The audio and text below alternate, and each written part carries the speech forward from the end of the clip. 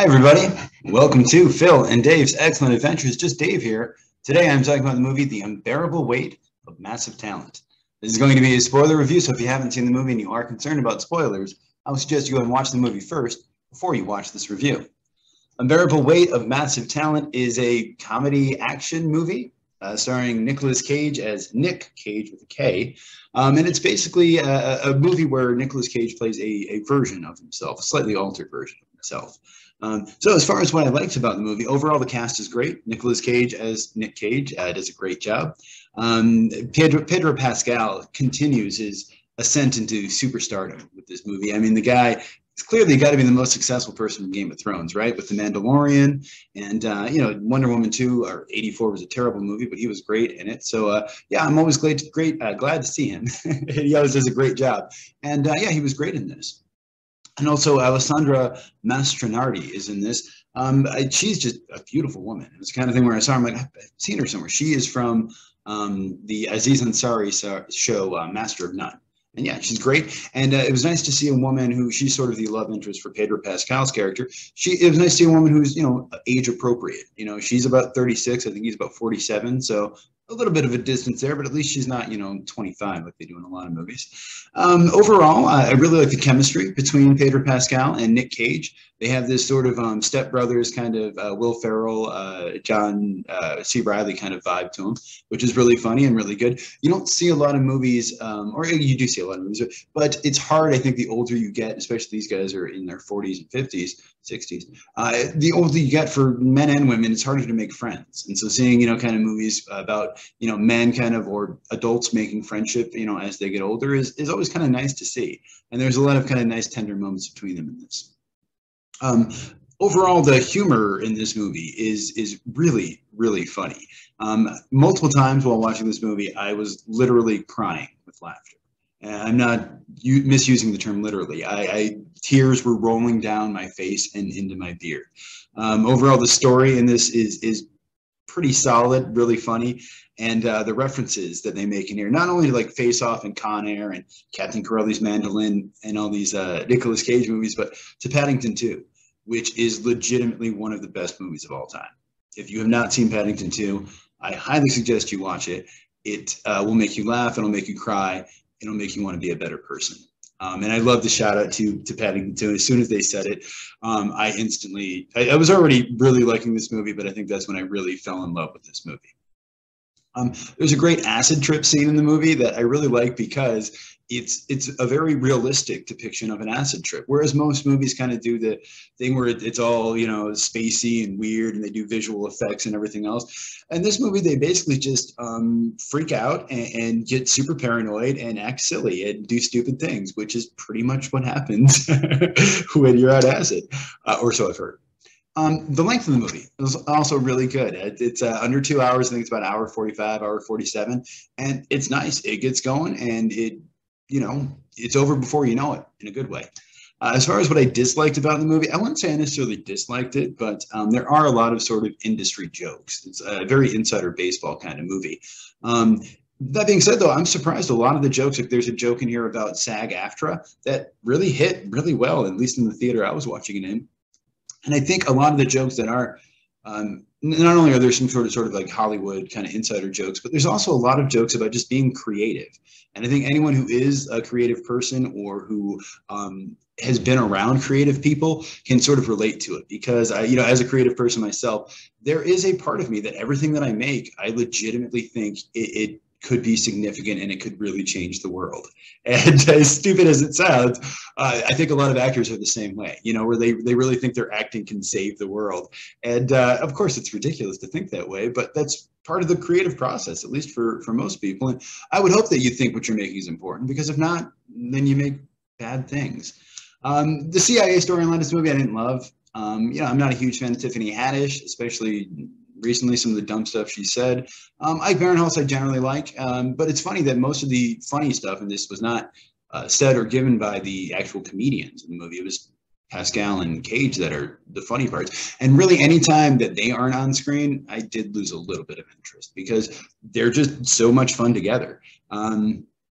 there's one scene that there's some scenes you see in the trailer, and when I first saw the trailer, I thought, oh, this looks good, this could be funny, and then I saw it too many times. Every time I went to the movies, they played this trailer, and I got a little sick of it. And there's a couple funny parts in the movie that you see in the trailer, but when you see them in the movie, it's contextualized, and it actually makes it a little funnier. So the part where he's kind of trying to scramble over the wall and everything, and he's like, oh no, it's just around the corner here.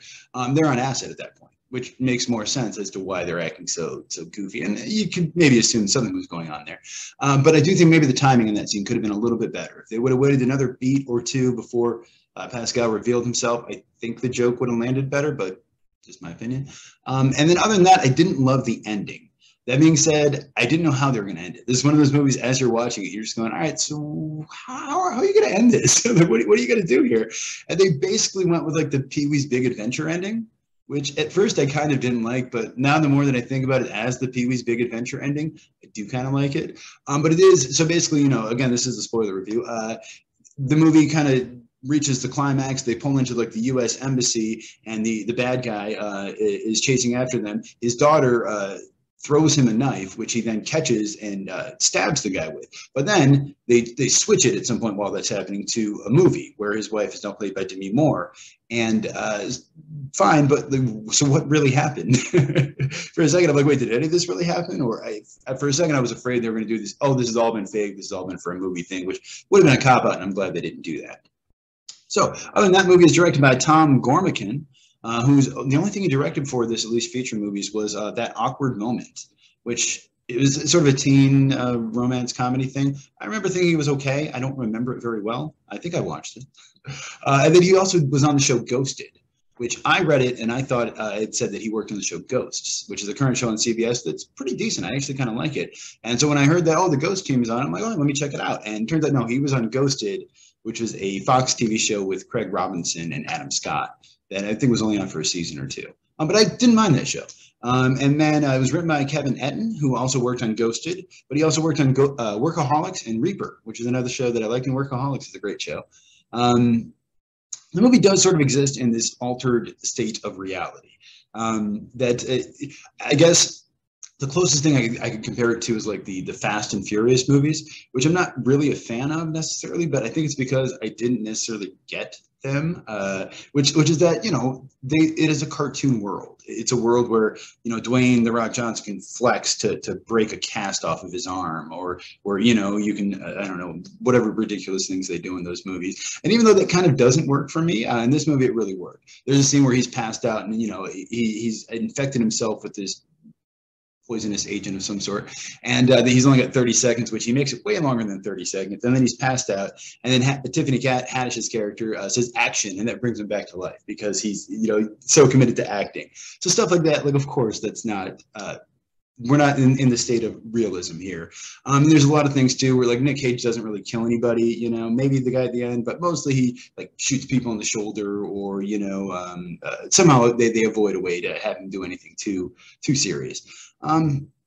But I would also argue some stuff happens in the movie, it's a little too convenient, that doesn't really make sense. But I think you could also say it's almost like the Team America World Police kind of style of humor, where it's like, no, my acting is going to save the world. Like, we need the best actor in the world kind of dub stuff. So yeah, overall, Nicolas Cage is in this, and he plays the character Nick Cage with a K. He normally spells his name without the K. So it's supposed to be, again, a slightly different version of Nick Cage. And then he's credited in the movie as Nicholas Kim Coppola, which he was early on, I think, credited as that. His real last name is Coppola. He's related to Francis Ford Coppola. I think he's a nephew. And so is Jason Schwartzman. But yeah, he changed his name to Nick Cage after the comic book character Luke Cage. So David Gordon Green makes a brief cameo in here as the director in the beginning of the movie. David Gordon Green directed Nicolas Cage in the movie Joe, which I have not seen, but I've heard really good things about it. I need to watch that movie. He also did the Halloween movies, which I'm not a huge fan of, the new ones, and Pineapple Express, which is fine. I believe it was supposed to be Quentin Tarantino originally in the original script, but they replaced him with David Gordon Green. I've read that Nicolas Cage requested that. I've also read that it had to do with COVID. And it's also possible that Tarantino didn't want to do it. Other than that, like I said, the trailer, I liked it at first and I almost kind of got sick of it, but I really feel like the good moments that are in the trailer are even better within the context of the film. And there's a lot of good moments that the trailer, doesn't show you. And there are apparently some deleted scenes as well. Specifically, they talk about the movie The Cabinet of Dr. Caligari a lot. Apparently, they actually did a reference where they filmed a scene from that. It's not in the movie. It didn't make the final cut. And they also did a lot of references to his other movies, but apparently it will be released at some point. So we've got that to look forward to. As far as my rating for this movie, I'm going to give it a 9 out of 10. I think there's a couple things that didn't work, but for the most part, it just really, really worked for me. I think partially because, much like Nicolas Cage, I am sort of a narcissistic egomaniac.